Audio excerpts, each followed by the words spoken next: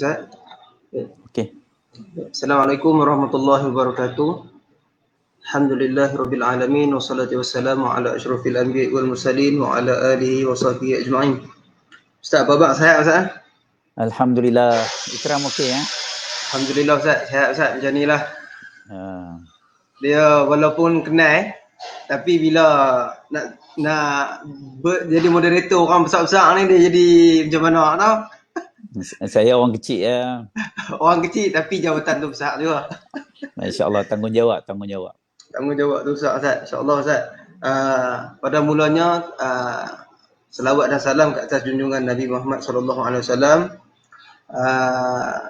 Terima kasih Ustaz atas menerima pelawaan kami di Aman Palestin Pulau Pinang untuk kita berbincang sedikit, berkongsi ilmu yang daripada orang-orang yang alim, orang-orang yang ada ilmu untuk nak kongsi dengan kita punya penonton-penonton di Aman Palestin Pulau Pinang insya-Allah Ustaz.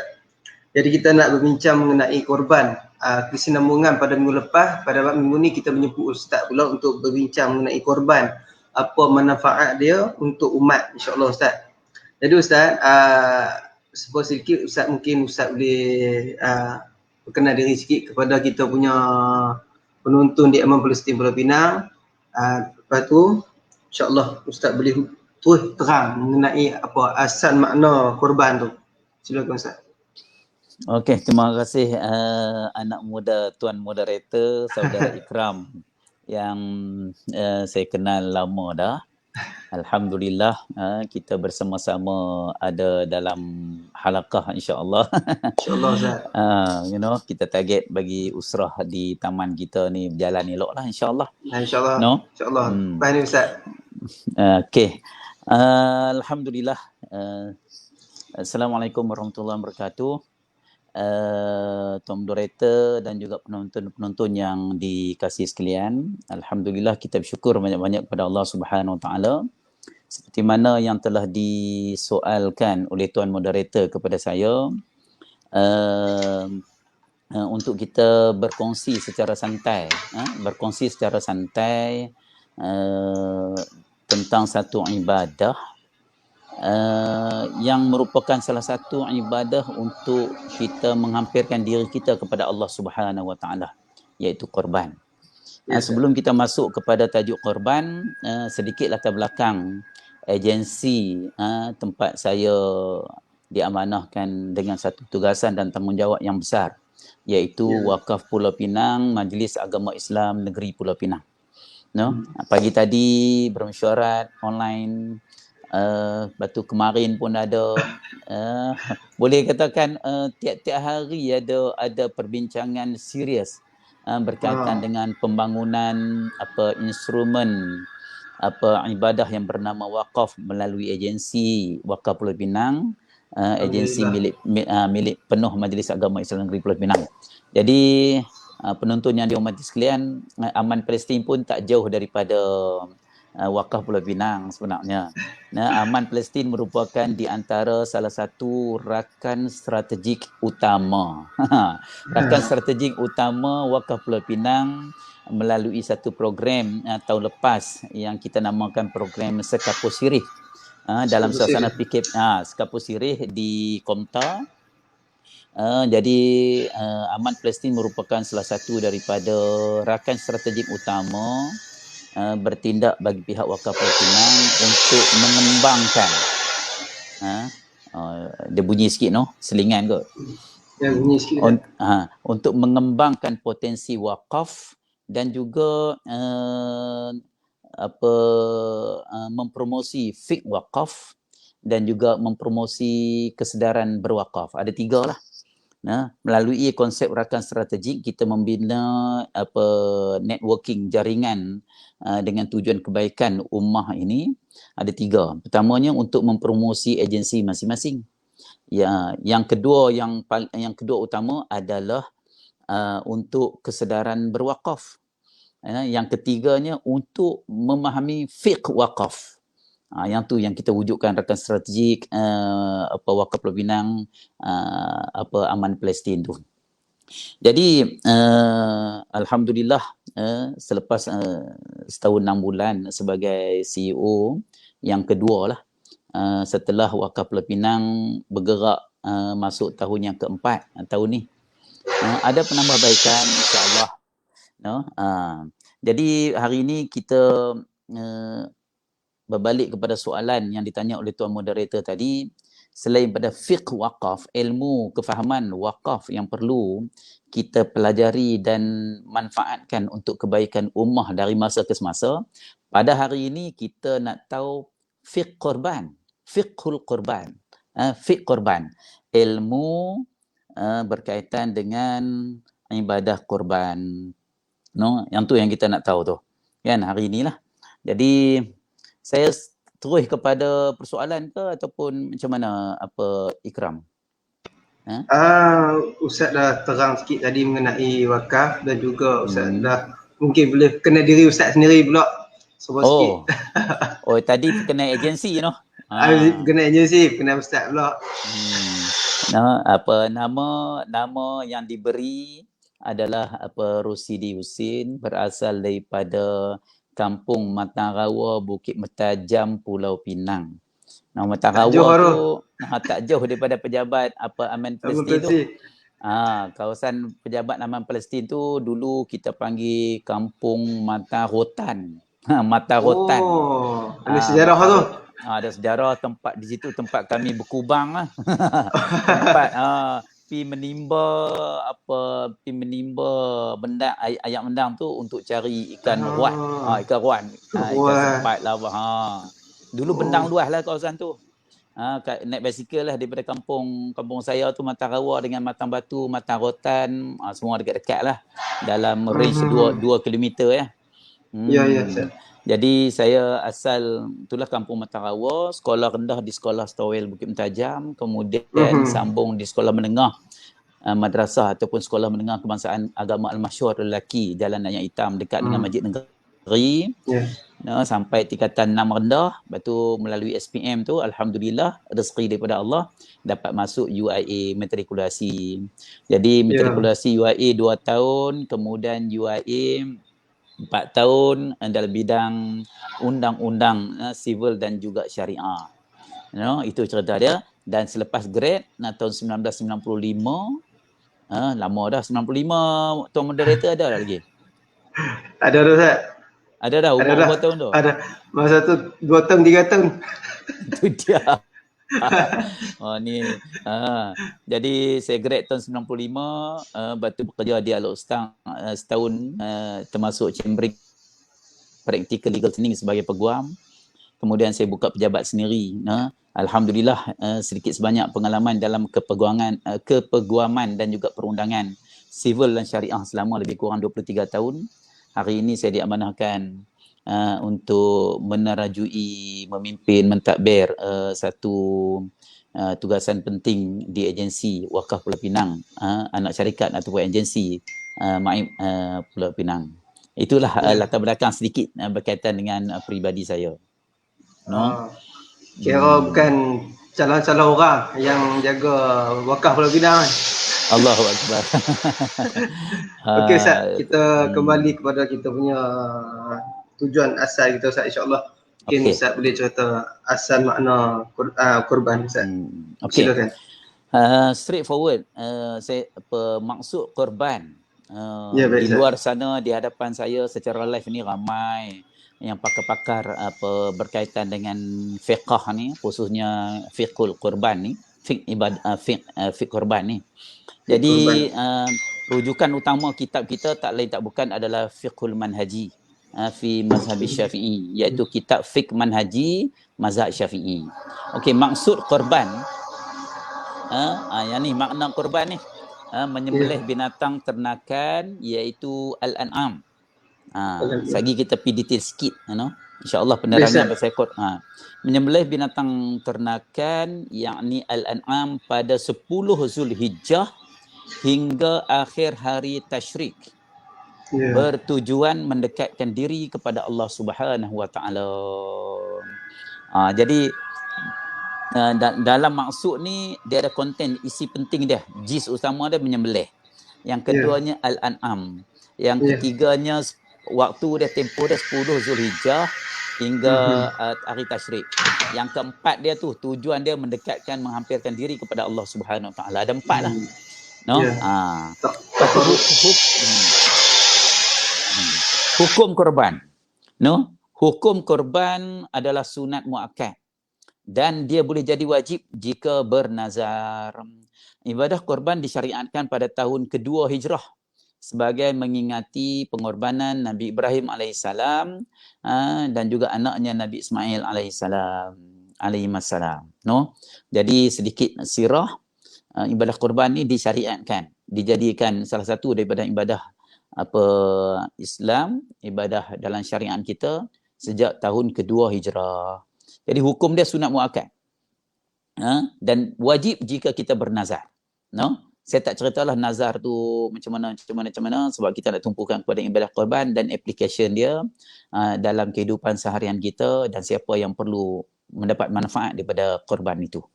Dalil naqli, kita ni kena sudah sampai masanya tu moderator kita mengaji, belajar, beramal dan bekerja berdasarkan ada punca kuasa peraturan ataupun amalan kita. Main mana dia? Maksudnya ada dalil dia. Kita kena kena tahu sedikit sebanyak. Tak boleh hafal, faham pun tak apa. No, jadi dalil ataupun punca kuasa dari segi dalil naqli iaitu Al-Quran ataupun hadis tak lain tak bukan daripada surah Al-Kautsar. No, fasalli li rabbika wanhar. No, maka tunaikanlah solat li rabbika kerana Tuhanmu, wanhar dan berkorbanlah kerananya. Surah Kautsar ni di antara surah yang paling pendek di dunia lah. No, dalam Al-Quran. No, fasalli li rabbika wanhar. Oh, dalil ni sejak daripada zaman sekolah hafal.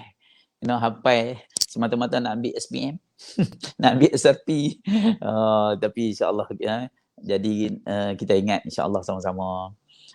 Jadi yang keduanya seterusnya binatang ternakan al-an'am. Arnab boleh ke tak? Arnab.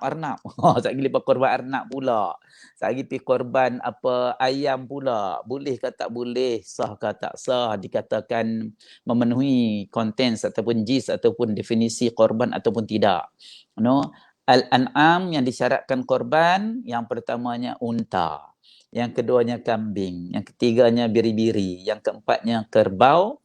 Dan yang kelimanya lembu. Yang itulah al-an'am. Perbincangan, perbahasan panjang berkaitan dengan al-an'am ni. No? Tapi secara umumnya, kita di Malaysia ni famous lembu lah. Kalau di kalangan India Muslim, famous kambing. Di kalangan sahabat kita India Muslim, kambing ni famous. Orang Arab pun sama juga. Dia seronok buat sekok. Kita mungkin kekangan perbelanjaan dan juga pendapatan kita agak limited. Kita banyak sejak daripada dulu lagi adat kita ni lembu. No? Lembu. Lembu. Kerbau pun kurang. Lepas tu lah ni pelamai dah biri-biri banyak dah lah. Unta sikit Ustaz. Dulu jarang dengar. Dah. Ya, kan? Betul. Unta pun kita jarang dengar. Betul tuan moderator. Unta pun lah ni dah ada dah. Okey, saya masuk pula tajuk lain, syarat sah korban. Pertamanya berniat korban. Berniat korban ketika binatang disembelih. Yang ni kalau kita detailkan pengajian di masjid-masjid ke, mengaji kitab ke, saya teringat dulu saya pernah duduk di pondok. Dia ada cerita mewakilkan si Fulan bin Fulan untuk membeli binatang korban bagi pihak kita, dan satu lagi mewakilkan kepada pihak yang tertentu ataupun pihak yang menyembelih untuk distribute, mengagihkan. Yang tu pun ada sentuhan fiqh di situ. Silap hari bulan tak kena gaya, tak jadi korban. Yang ni don't play. Tak boleh main-main. Sebab korban akikah dengan sembelihan biasa ni, dia beza dia niat dan juga syarat-syarat dia. Kalau kita tak ikut syarat korban, dia akan jadi sembelihan biasa. No? Yang itulah. Jadi yang pertamanya syarat sah korban, berniat korban. Yang keduanya masa perlaksanaan, iaitu selepas solat hari raya Aidil Adha. Ni syarat sah dia.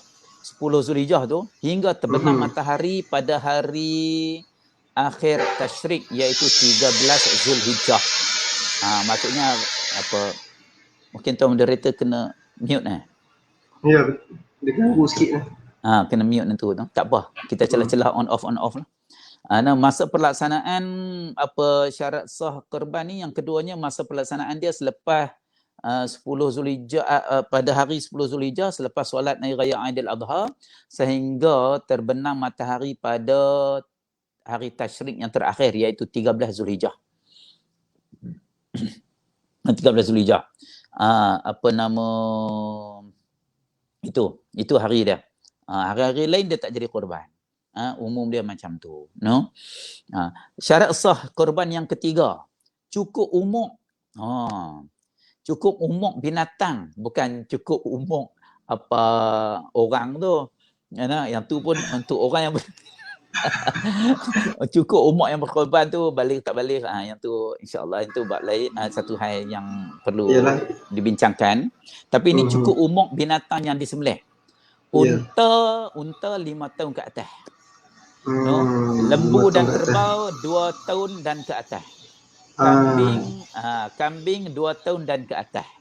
Biri-biri 1 tahun atau sudah bersalin gigi. 1 tahun ada beza sikit. Ada beza. 1 tahun atau sudah bersalin gigi hadapan setelah berumur 6 bulan ke atas. 6 bulan ke atas untuk biri-biri. Jadi yang ni dari masa ke semasa, saya sendiri pun bila kata ada program ni saya kena rujuk juga, kena refer juga kan. Kadang-kadang tak berapa nak ingat, no? Korban ataupun fiqh ni dia teramat luas, no? 24 jam dalam kehidupan kita.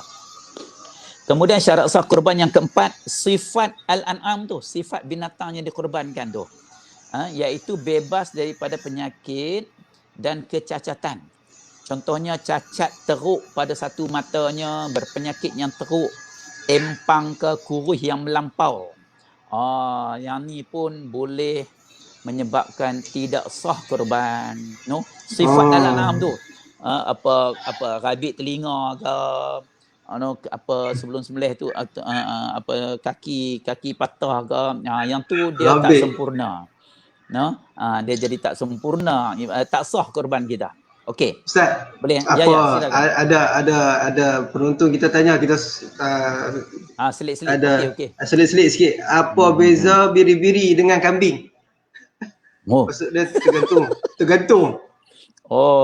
Masya-Allah, masya-Allah. Biri-biri dengan binat yang nanti kena tanya orang Jabatan Pertanian ni. Veterina. Dia betul. Veterina.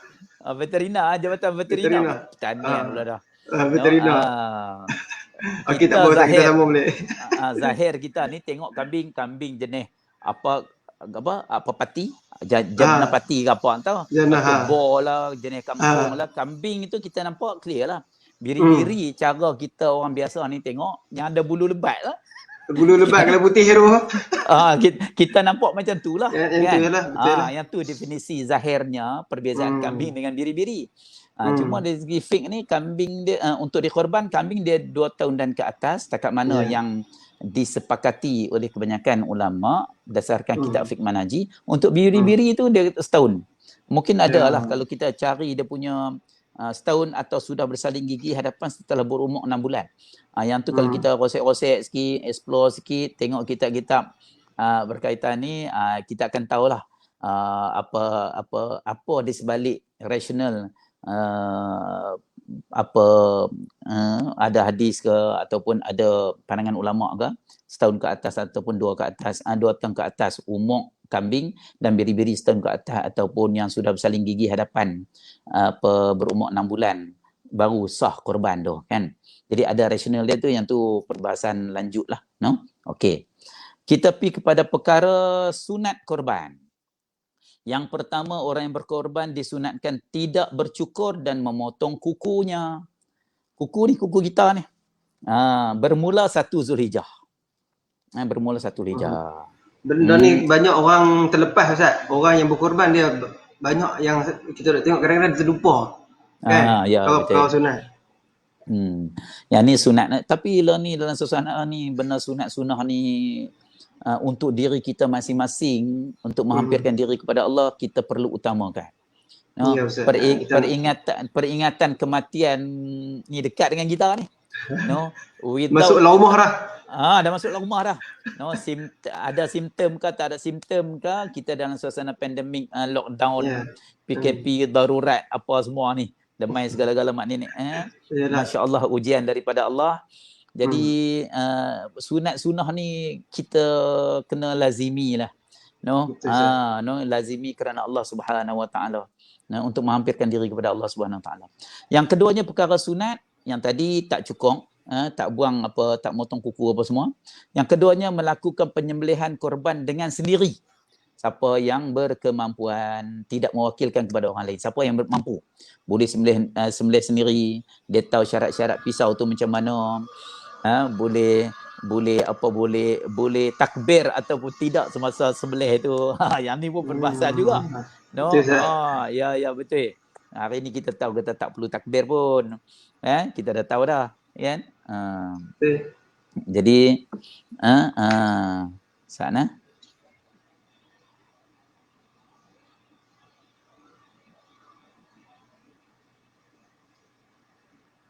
mana?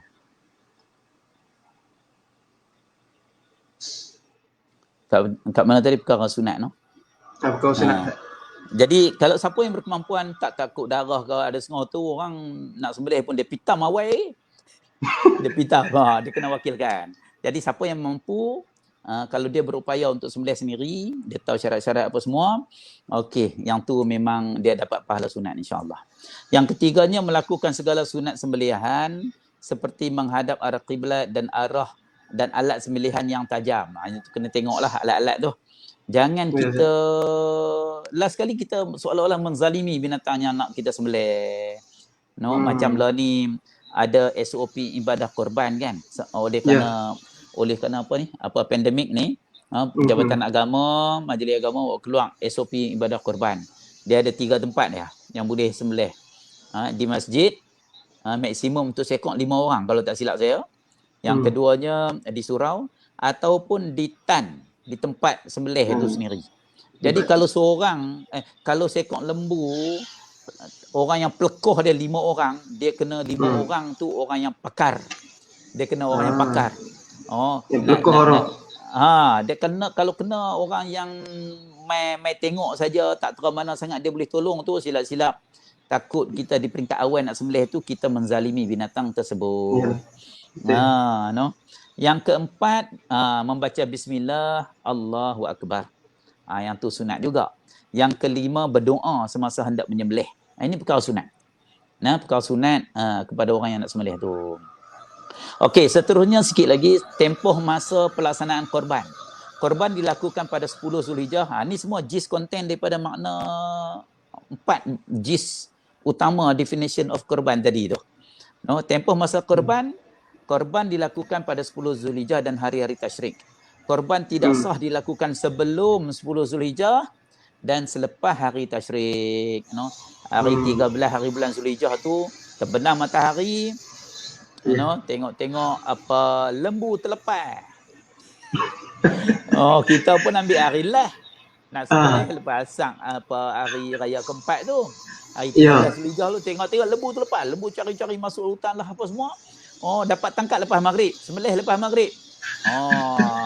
Asas hukum dia tak sah lah. Jadi sembelih dah sah lah. Dia jadi tidak dinamakan korban, tetapi daging tu halal sebagai halal untuk dimakan. Halal untuk sebagai sembelihan biasa. Itu asal hukum. Mungkin ada perbincangan ulama berkaitan dengan benda-benda emergency atau benda-benda yang tak disangka-sangka berlaku. Yang tu benda-benda tu qil-qil ataupun ni yang tu kita perbiasaan masa mengaji boleh lah, baguslah. No, okey. Pembahagian daging korban. Yang ni ada kaitan dengan soalan manfaat daging korban ni. Yang ni saya cukup bukanlah, yang ni saya ingat lagi Tok Guru pondok saya bagi tahu, Tok Guru Haji Jaafar. Tok Guru Haji Jaafar ni almarhum Allahyarham bapa kepada Al-Fadhil Ustaz Hamzah Jaafar. Ni Tok Guru Pondok Padang Lalang. SABK hari ni jadi Sekolah Agama Bantuan Kerajaan Ma'had Al-Ahmadiyah Al-Ijtimaiyah di Padang Lalang Bukit Tajam. Dekat Perda lah dekat juga. masjid. Dekat masjid Padang Lalang. Ya. Tu kampung saya tu. Dia pergi Matarawa sekali tu, satu qaryah kami. Jadi Tuan Guru Haji Jaafar dia pesan benda ni. Saya duk ingat sampai lah ni. Bila mengaji pondok dulu. No. Daging korban tu sunatnya, afdalnya bahagi 3. Ni bahagi 3. 1/3 dihadiahkan. Katalah kita dapat 9 kilo. Daripada satu panggu, satu portion kita tu, sekok lembu tu 1/7 tu, kita dapat 9 kilo. 1/3 daripada 9 kilo tu, iaitu 3 kilo dihadiahkan kepada sahabat handai. Termasuk orang kaya dan jiran-jiran. Hadiah. Dia portion hadiah. Tujuan dia untuk menghubungkan silaturahim. Katalah kita dapat 3 kilo tu, equivalent tu 1/3 tu, 3 kilo. Kita buatlah setengah kilo, 6 beg. Kita hadiahkan kepada jiran ataupun orang kaya, termasuk jangan lupa adik-beradik kita, sebab dia punya tajuk dia untuk menghubungkan silaturahim. Kita utamakan adik-beradik kita pun tak apa. Yang tu. Jadi apa tu 1/3 yang kedua, 3 kilo lagi disedekahkan. Yang ni portion sedekah pula. Yang tadi hadiah. Yang ni sedekah pula. 3 kilo lagi. Buat 6 beg. Setengah kilo. Ataupun buat 3 beg. 3 beg 1 kilo. Puas hati sikit lah 1 kilo kan. Kita cari 3 orang fakir miskin. 3 orang. 3 kilo equivalent 1/3. Bagi kepada 3 orang tu. Di bawah tajuk dia sedekah. Dan 1/3 lagi pihak yang berkorban, pihak kita yang masuk korban lah. Dan kita makan dengan anak-anak isteri kita. Lepas tu bab pembahagian daging korban ni wajib semua daging korban bagi korban nazar. Ni tajuk tambahan. Wajib semua daging korban bagi korban nazar disedekahkan kepada fakir miskin. Kalau kita niat buat korban pada tahun itu kerana nazar kita, kita sebut nazar. Contohnya dia bernazar, dia sebut nazar. Nun zara tu dia nazar. Bila kata nazar, kita sendiri yang buat korban tak boleh makan. Hadiah kepada orang kaya, jiran tetangga, adik-beradik pun tak boleh. 100% 9 kilo tadi tu kena bagi semua kepada fakir miskin, sebab yang tu korban nazar. Boleh faham tak? Boleh, insya-Allah. Lepas tu orang terang. Jelas Lepas tu orang yang berkorban haram menjual daging korban. Termasuklah kulit binatang tersebut. Kulit daging korban tu.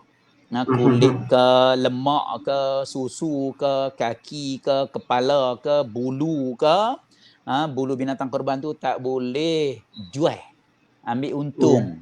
Asal hukum dia haram. Yang tu, yang ni fiqh. Fiqh korban. Dan hikmah korban. Jadi hikmah korban yang pertamanya mengagungkan syiar Islam yang merupakan tanda takwa bagi mendekatkan diri kepada Allah Subhanahu Wa Taala. Sebenarnya Ikram, tuan moderator, sahabat-sahabat, penonton-penonton yang dihormati sekalian, sebenarnya nak keluar RM390, RM380. Aman Palestin buat di mana tahun ni? Banyak tempat di banyak tempat, di Palestin buat, di Syria buat, di Yaman mana buat Ustaz. Berapa kita ada banyak mahal Ustaz. Tapi kita ada harga-harga dia lah. Ada yang satu bahagian 1,900, ada Yaman 600 dan sebagainya. Banyak. Jadi bukan mudah, bukan senang nak buat keluar tujuan korban ni RM500 ke, RM380 ke, RM700 ke, RM800 ke, RM1,900. Walaupun gaji kita ni kategori T20 ke, gaji puluhan ribu ke, ataupun M40 ke, apatah lagi B40 kan, yang 3,800 gaji ke bawah, pendapatan isi keluarga, pendapatan B40 tu kan. Tapi kita tengok kadang-kadang yang banyak join masuk korban ni kadang-kadang kategori B40. Masya Allah, Tabik spring. Jadi Dia terbalik kurang Ustaz. Dia ya jadi terbalik betul. kurang. Kalau B40 boleh sekali korban dengan anak isteri 2-3 panggu. M40 pun kadang-kadang 2-3 panggu. T20 pun 2-3 panggu. Kan? Kalau boleh tu T20 tu sekok lembu lah 7 panggu kan. Kalau satu panggu lembu di Yaman katalah RM600, 6 kali 7 4,200 bram hantar kepada aman Palestin dengan niat-niat wakalah dan sebagainya. Jadi yang pertamanya hikmah korban mengagungkan syiar Islam. Dalam Islam ni syiar dan syariat dia ni kena serentak. Kan? Kena serentak. Tu yang kita hari ini yang tak boleh pergi masjid, tak boleh pergi surau, limited dari segi orang kata ahli jemaah apa semua tu, kita hormat taat kepada ulil amri untuk menjaga nyawa dan juga agama. Yang pi 12 orang, 15 orang tu untuk syiar Islam. Kan? Dan pada masa yang sama, orang yang tak pergi ke masjid disebabkan oleh PKP dan juga peraturan ulil amri ini pun sebenarnya sedang meninggikan syiar Islam di samping syariat Islam. Kadang-kadang kita viral, kita blast, kita forward, kita copy paste benda-benda yang baik itu, kita juga mengagungkan syiar Islam. Jadi korban ni salah satu cara mengagungkan syiar Islam. Yang keduanya, korban ini mengeratkan persaudaraan antara umat Islam. Kita ni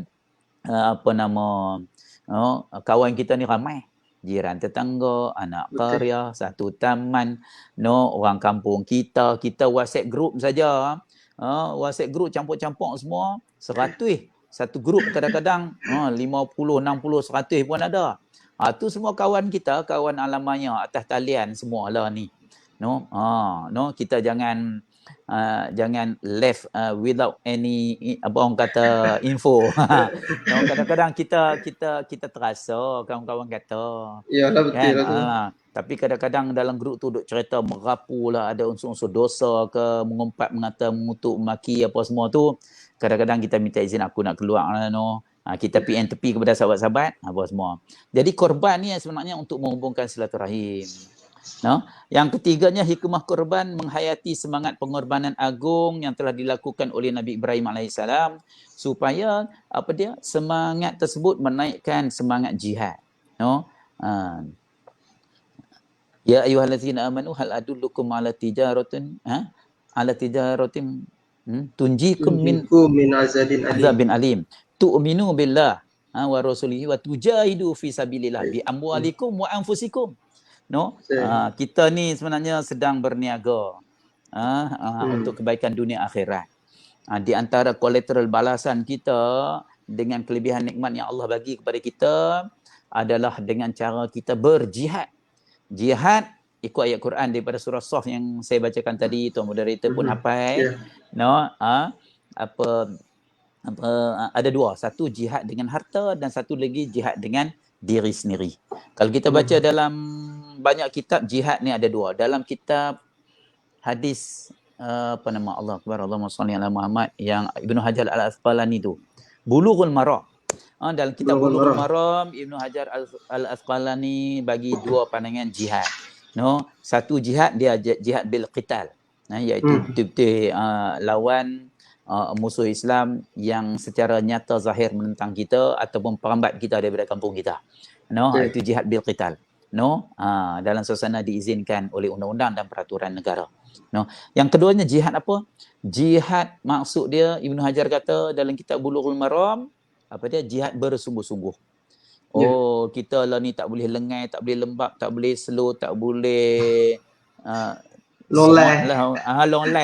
Loom tak boleh, loom. Loom tak boleh. Ustaz, kita punya live ni kalau sampai ke KL, jenuh dia berjari. Yang ni special punya ayat istilah orang utara, especially orang Kedah Perak, orang Kedah dengan Penang lah kan. Tu tak keluar lagi loom ke gelomiang ke apa ke, belemuih ke apa ke kan. Jadi semangat pengorbanan oleh Nabi Ibrahim tu itu panduan kita. Sanggup kerana Allah Subhanahu Wa Taala without any question. Tanpa ragu-ragu, tanpa soal banyak kepada Allah, terus keluar pisau nak sembelih kan, sampai ke tahap macam tu. Kita pun macam tu lah. Sebab tu lah ni, bila kita kata al-fiqh tu, fiqh korban ataupun fiqh waqaf ni, fiqh ni bermakna al-fahmu. Kita kena faham syariat kita. No, tu yang maqasid syariah kena faham, yang 5 ataupun yang 6 tu, memelihara nyawa, memelihara harta, memelihara agama, memelihara aib dan maruah manusia. Masya Allah, yang tu from time to time kita kena upgrade. Kita kena baca. Lah ni sebenarnya saya pun ni atas meja saya ni banyak lah. Apa ni, buku-buku apa ni, bolehlah pulun pun ada. Apa ni, Travelodge Haji pun. Yang ni apa dia? Ustaz bukan peguam. Bukan ustaz, bukan peguam. Lebih kurang. Tu kawan saya tulis. Ni apa dia lagi? Hikmah dan karakter Ustaz Hasrizal. Apa nama Ustaz Hasrizal? Ustaz Hasrizal, dia duduk di Finland ke di UK lah ni. Yang ni lepas tu prinsip universal syariah pun, yang ni pun Profesor Dr. Ahmad Ar-Raisuni, Ketua Kesatuan Ulama Sedunia yang ganti Syekh Yusuf Al-Qaradawi tu. Dia kita kena baca.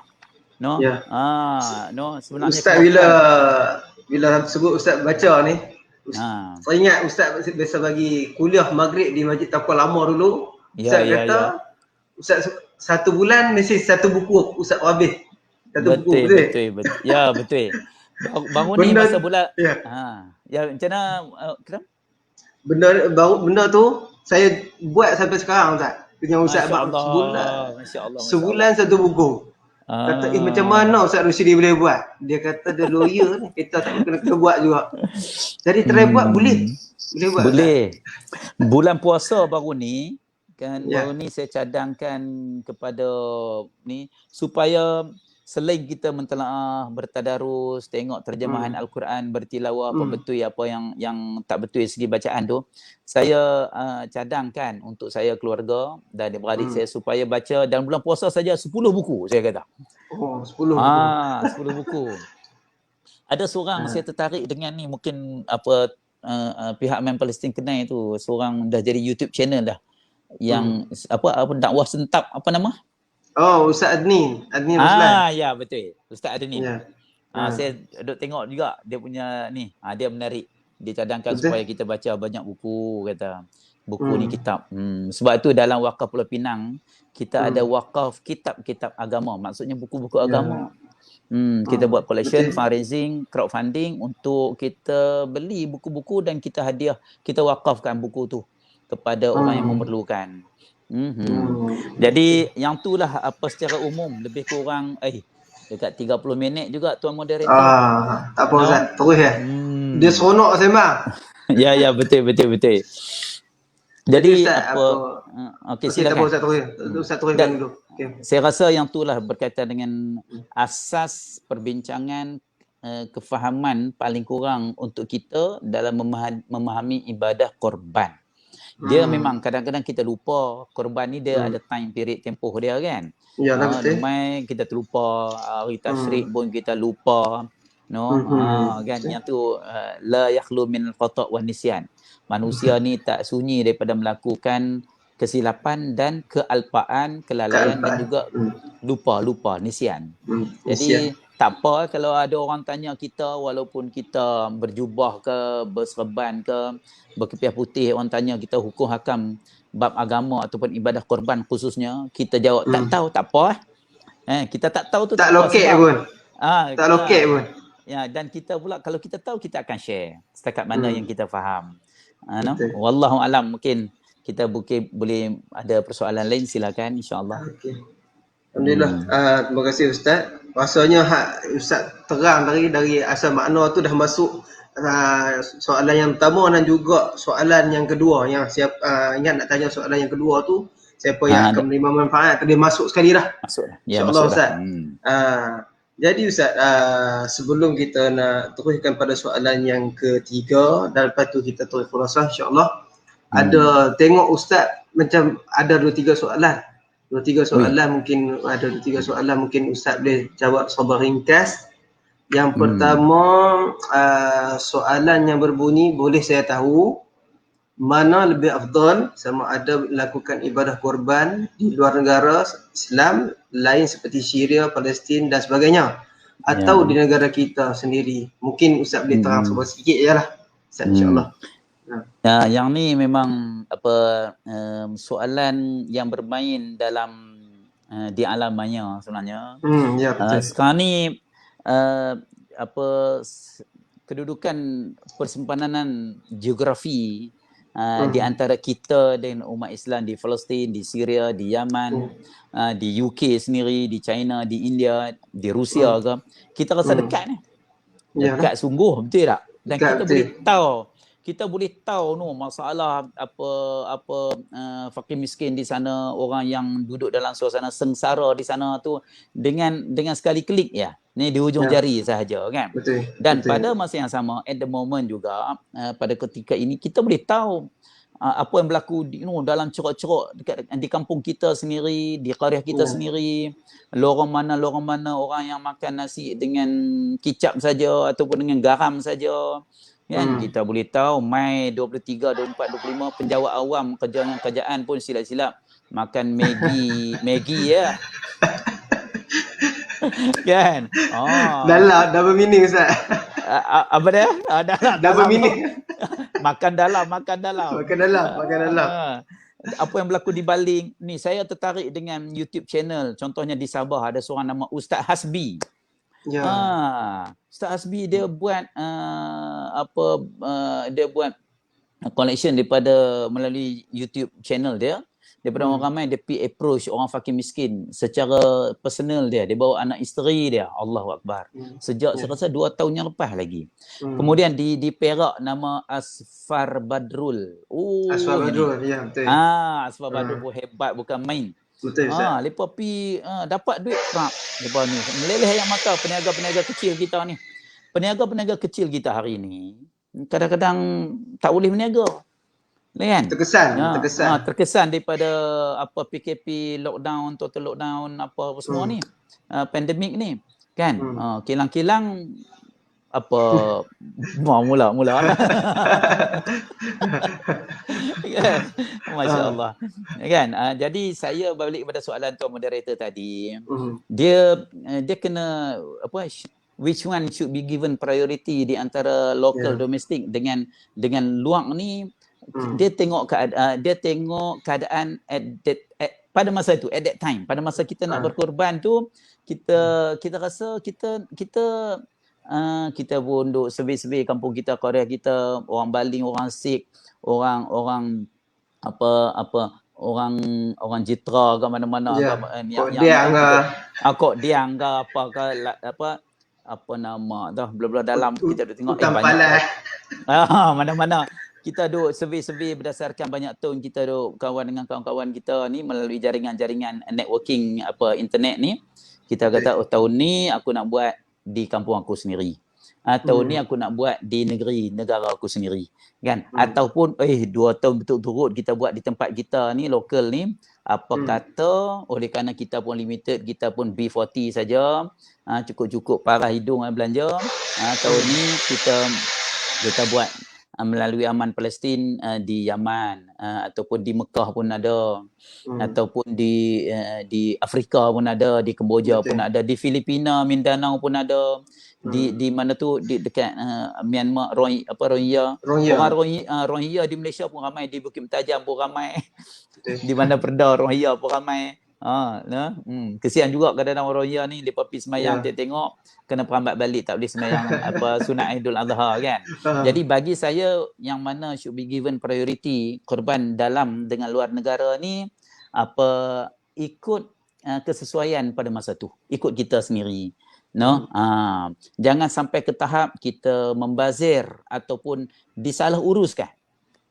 Kalau kita tengok terlampau, ada yang daging terbiak sampai jadi busuk. jadi busuk. Biar macam tu ya. Sampai distribute apa semua tak kena gaya duk passing melalui ejen ataupun melalui kepala-kepala ni, last kali tengok banyak sangat, kepala tu simpan di rumah dia tak ada freeze. Last kali jadi busuk. Yang tu pun kena jaga. Jadi kalau kita tengok survey secara umum setakat maklumat yang kita tahu, kita rasa dah berlambak kali dah, banyak kali dah. Apa kata kita tengok keadaan di luar negara. Terutamanya di negara-negara yang Islam minoriti, Islam ataupun negara yang terkesan bergolak dengan bergolak. Wallahu a'lam. Itu pandangan saya lah. Terima kasih Ustaz, support sikit. Jadi ada soalan yang kedua pula Ustaz. Pernah ada seorang pelajar IPT di Negeri Sembilan mengambil bahagian korban lembu di Palestin hasil duit simpanan dia.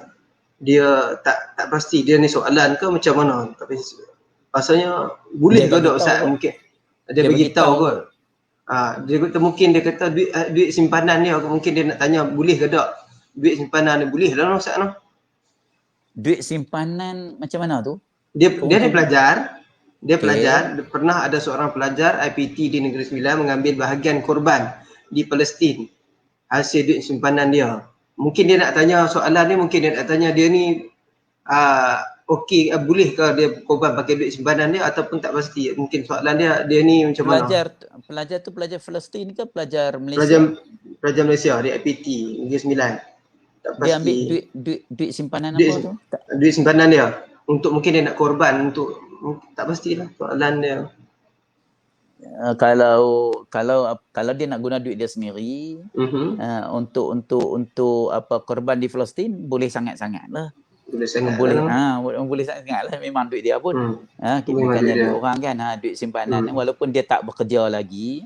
Dia sebagai seorang pelajar, mungkin dia pun masuk dalam kategori asnaf fisabilillah bahagian pendidikan ke kan, tapi dia rasa tergerak hati untuk membantu rakyat Palestin. Silakan. Silakan pilih aman Palestin insya-Allah. InsyaAllah. Okey Ustaz, kita rehat Ustaz. Kita nak bagi laluan, kita ada VT sikit mengenai aman Palestin. Okey, terbaik.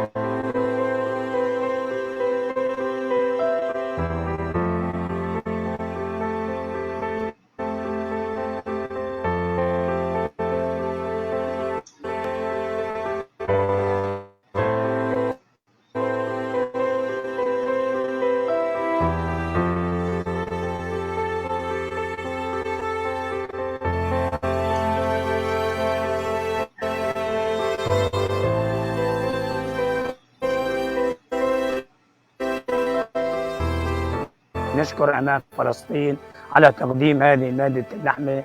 العالم بحاجة اللحم ومأساوية، ما عندهم شيء، أمورهم سيئة. وشكرا لكم.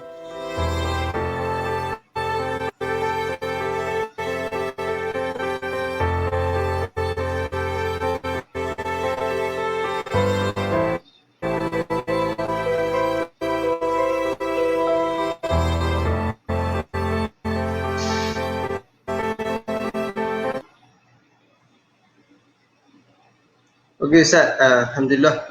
Jadi kita nak meneruskan kepada soalan yang seterusnya dan juga soalan yang pengakhirannya. Soalan yang terakhirlah, soalan yang ketiga dan keempat. Yang keempat, ketiga ni kita nak tanya Ustaz sikit.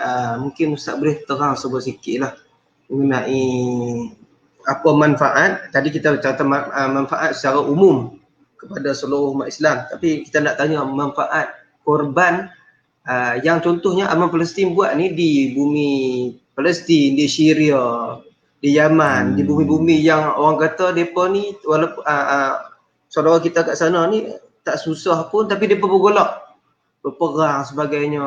Mungkin mereka susah Ustaz nak makan daging walaupun kadang-kadang sekilo daging. Jadi nak tanya apakah manfaat untuk umat Islam di sana, terutamanya di bumi-bumi yang bergolak ni? Okey, pertamanya kelebihan korban di Bumi Anbiya ni, kita nak tunjuk kebersamaan, solidariti kita dengan depa. Kita nak bawa fizikal kita pi ke kawasan Baitul Maqdis tu, kita tak mampu. No, kita Betul, pula kalau pi melawat Masjidil Aqsa tu pula kita melalui SJR lah, orang panggil SJR Malaysia, sekatan SJR jalan, Yahudi. sekatan jalan raya oleh puak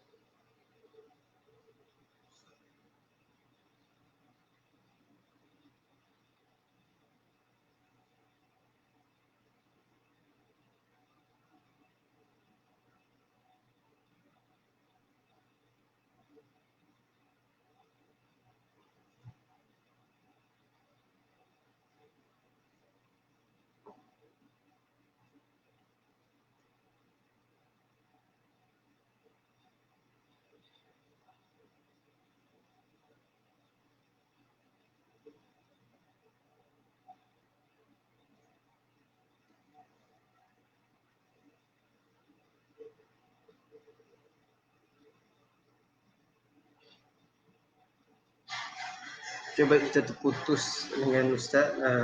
Terputus Ustaz ya.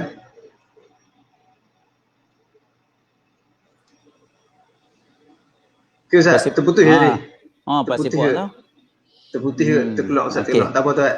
Yang pertamanya, berbalik kepada soalan Tuan Moderator tadi, yang pertamanya pasal kebersamaan, solidariti, kita dengan orang-orang Palestin, sahabat kita, seagama dengan kita, yang mereka hidup dalam suasana, orang kata, merana sebenarnya. Saya masa mengaji dulu ada kawan-kawan Palestin saya. No? Yang main daripada Gaza pun ada, dan saya pernah sampai di sempadan Gaza daripada Semenanjung Sinai ataupun di sebelah Mesir. Nak masuk ke Gaza tu tak lepas nak masuk tahun 2009. Lebih kurang saya pernah sampai di situ dengan Ustaz Ustaz Ghani Syamsuddin pun ada, Cikgu Azmi pun ada, ramai lagi ustaz-ustaz yang lain atas nama NGO. Jadi pertamanya memang banyak kelebihan bila kita buat di sana Bumi Anbiya ni. Bumi Anbiya dan bumi barakna haulahu ni. Yang surah Isra ayat pertama tu kan. Ya, betul. Yang dikelilingi Masjid Al-Aqsa tu adalah bumi yang diberkati oleh Allah Subhanahu Wa Taala. Jadi kita nak tolong sahabat kita di sana. Kan? Kita nak bawa fizikal kita tak mampu. Kita kena melalui SJR Yahudi. Mereka untung berbilion-bilion melalui lawatan Masjid Al-Aqsa sebelum PKP dulu. Oleh orang Islam juga. Saya agak berbeza pandangan lah dengan yang membawa jemaah umrah yang singgah di Masjid Al-Aqsa yang melalui SJR Yahudi Zionis ni, seolah-olah bagi duit kat depa kan. Biar kita hantar doa, hantar duit, bagi saya macam tu. Melalui depa tu pandangan ni jangan ikut pandangan syadid saya. Pandangan ekstrim saya, seolah-olah kita iktiraf negara Israel bila kita terpaksa tunduk melalui depa. Kadang-kadang bagi duit kopi lagi dia dengar cerita. Kan berlipat kali ganda benda yang salah kita buat. Wallahu alam. Jadi yang tu kebersamaan, solidariti, lepas tu silaturahim, lepas tu kita memenuhi maqasid syariah mereka yang amat-amat memerlukan dalam suasana mendesak. Yang tu yang kita rasa nak bantu sangat depa tu. InsyaAllah. Itu pandangan saya lah. Kelebihan korban di Bumi Anbiya.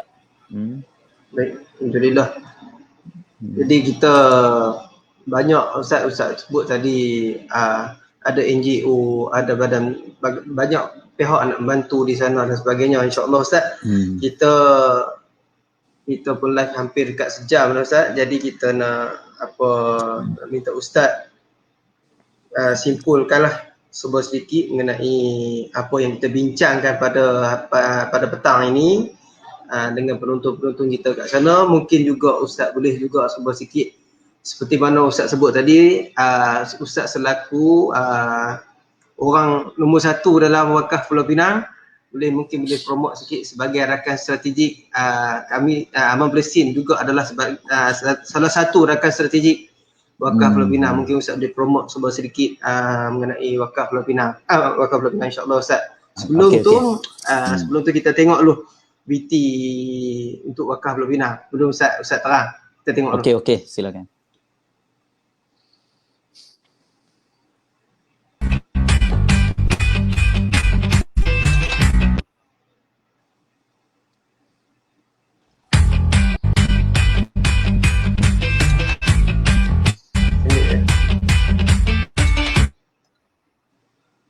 Ustaz pendek ya noh. Okey. Pendek ya. Ia panjang tadi. Okey.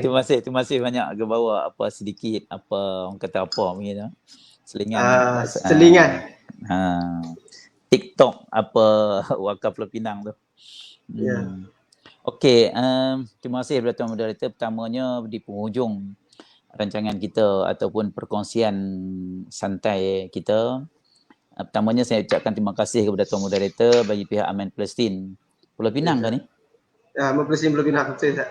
Yang menjemput saya bagi pihak Wakaf Pulau Pinang untuk berkongsi sedikit maklumat, info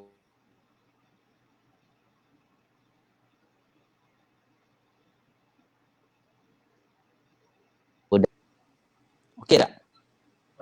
Boleh ya, sangkut-sangkut sikit tak? Okey. Pertamanya saya ucapkan terima kasih kepada Aman Palestin menyebut saya untuk berkongsi berkaitan dengan fiqh korban pada petang ini. Yang keduanya sama-sama kita compliment each other, tolong-menolong, bantu-membantu kelebihan yang ada pada Aman Palestin dikongsi bersama dengan Wakaf Pulau Pinang yang masih banyak lagi yang perlu diperbaiki untuk sebenarnya kami ni bagi pihak orang kata ulil amri lah kita kata, bagi pihak majlis agama, bagi pihak kerajaan untuk membantu ummah masyarakat keseluruhannya melalui instrumen ibadah yang bernama wakaf. Jadi wakaf ni alhamdulillah kita dah ada orang kata produk-produk wakaf. Yang pertamanya wakaf perumahan, yang keduanya wakaf kesihatan, yang ketiganya pertanian kontan, yang keempatnya wakaf wakaf asyianah penyelenggaraan aset-aset wakaf, wakaf Al-Quran, wakaf pengajian tinggi kitab, wakaf pendidikan. Ada lagi 2-3 yang saya ni. Jadi ada 10-11 jenis wakaf tu adalah dari masa ke semasa kita sedang upgrade dari segi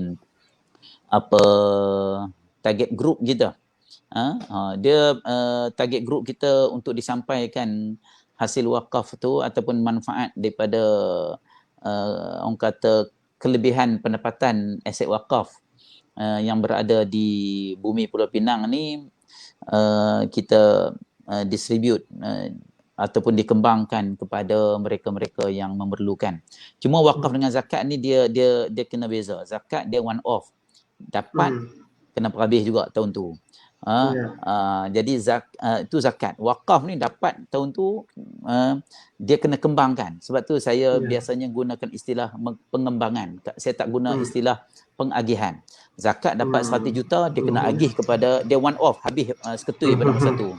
Tapi wakaf dia dapat 10 juta, dia kena bagi nilaian dia tu seolah-olah jadi dari masa ke semasa jadi 20 juta, jadi 30 juta. Juta sama ada hakiki ataupun misli lah. Hakiki ataupun misli. Jadi alhamdulillah kita sedang bergerak untuk mewujudkan makmal bahasa digital bergerak Wakaf Pulau Pinang dengan kerjasama Perpustakaan Awam Negeri Pulau Pinang dan juga kitab dan juga Jabatan Pendidikan Negeri Pulau Pinang. Jabatan Pendidikan Negeri Pulau Pinang. Saya ada siap paper untuk dimasukkan dalam mesyuarat fatwa dan juga mesyuarat lembaga pengarah serta mesyuarat majlis agama. Jadi insya-Allah Wakaf Pulau Pinang, agensi milik penuh majlis agama ini ditubuhkan pada tahun 2018, mula beroperasi 8 hari bulan 1 2018 dan hari ini 3 tahun lebih lah. 3 tahun lebih lah. Ustaz ya Ustaz no? Betul, 3 tahun lebih. Saya baru setahun setengah lah, saya CEO yang kedua. Dan tahun ni insya-Allah tahun ni kita akan lancarkan 3 projek perumahan ni. Yang ni paling besar ni, 3 projek perumahan 100% untuk umat Islam di atas tanah wakaf di Bayan Lepas, Mat Mandin dan juga Kuala Mengkuang. Kuala Mengkuang. Kuala Mengkuang ada 147 unit landed property, rumah 2 tingkat. Mampu milik sebenarnya untuk B40 pun boleh, M40 pun untuk 300,000 harga. Lepas tu dalam proses untuk tanda tangan perjanjian usaha sama dengan pemaju dan juga kebenaran merancang daripada Menteri Bandaraya Seberang Perai.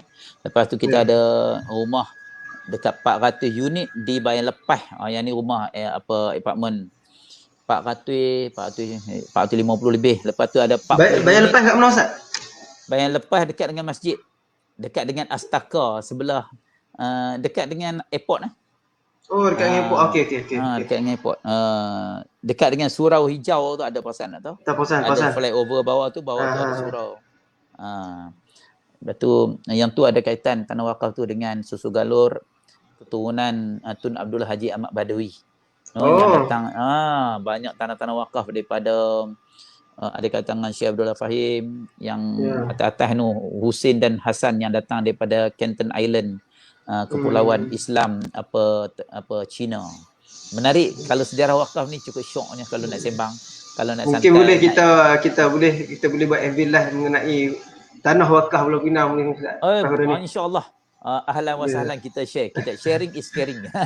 Kita share maklumat tu tanda kita berkasih sayang di antara satu sama lain. Tama-tama anak-anak muda kena tahu ni tanah-tanah wakaf yang telah wujud di Pulau Pinang lebih 200 tahun ni. 200 tahun Ustaz.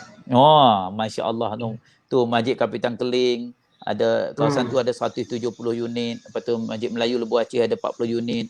Lepas tu Alim Shah Wali ada 70 unit. Lepas tu Kadar Shah ada berapa, campur semua dekat-dekat Chulia Street di tengah-tengah Bandaraya Georgetown tu.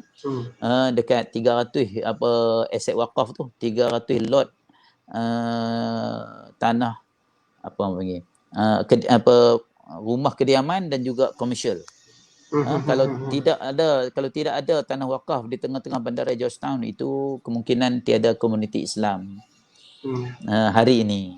Jadi yang itulah yang boleh saya share untuk penonton semua, dan insya-Allah saya tutup. Boleh tutup terus ke macam mana kah? Boleh insya-Allah Ustaz. Dah pukul 4 dah kan, kata lebih kurang sejam. Panjang sekali dia ke laut. Dia mandom. Dia bandar, dia kelut terus. Dia menyimpang daripada tujuan asal perbincangan. Jadi saya tutup dengan itulah. Wa ta'awanu 'alal birri wat taqwa wa la ta'awanu 'alal ismi wal 'udwan. Maksudnya kita kena bahu-membahu, tolong-menolong, bantu-membantu, bersangka baik di antara kita. Yang kita husnuzon, masing-masing nak buat baik. Benda-benda yang terlintas yang mungkin tak elok hasutan nafsu dan juga syaitan tu kita reserve, kita buang, kita istighfar banyak-banyak insya-Allah, dan kita berselawat insya-Allah. Mudah-mudahan kita mati nanti diberi syafaat oleh Nabi sallallahu alaihi wasallam dan juga berada dalam rahmat Allah Subhanahu wa taala, menjadi ahli syurga insya-Allah. Terima kasih kepada tuan moderator, Aman Palestin, Aman Palestin. Aman Palestin Pulau Pinang yang menjemput saya berkongsi pada petang ini. Alhamdulillah. Terima kasih kepada Al-Fadhil Ustaz Rosyidi Husin selaku CEO Wakaf Pulau Pinang. InsyaAllah Ustaz, kita punya FB Live dengan Ustaz ni mungkin tak terhenti dekat ni. Kita mungkin akan ada sesi-sesi lain mungkin mengenai perundangan Islam yang kita boleh berkongsi. Yang boleh insyaAllah. Boleh mengenai yang boleh bersangkutan dengan wakaf, boleh bersangkutan dengan apa yang berlaku di sana. Dari segi undang-undang yang berlaku di Palestin juga mungkin Ustaz boleh ulas nanti insyaAllah. Dan insyaAllah Ustaz, jadi di pihak Aman Palestin, kami mengucapkan terima kasih Ustaz Sudi nak berkongsi ilmu sedikit dengan kita punya penonton kita. Mungkin ada penonton di sini, penonton Aman Palestin Pulau Pinang, juga ada penonton Wakaf Pulau Pinang bersama-sama insya-Allah. Seperti mana Ustaz sebut, sama-sama kita nak berlumba-lumba untuk nak buat benda baik. Ustaz dengan Wakaf, kami dengan NGO Aman Palestin banyak orang nak buat kerja baik, lama-lama tenggelam lah jahat tu, insya-Allah Ustaz no. InsyaAllah, insyaAllah. Jadi Ustaz, di hujungnya kita tamatlah insya-Allah, bertemu lagi di lain masa di lain ketika insya-Allah.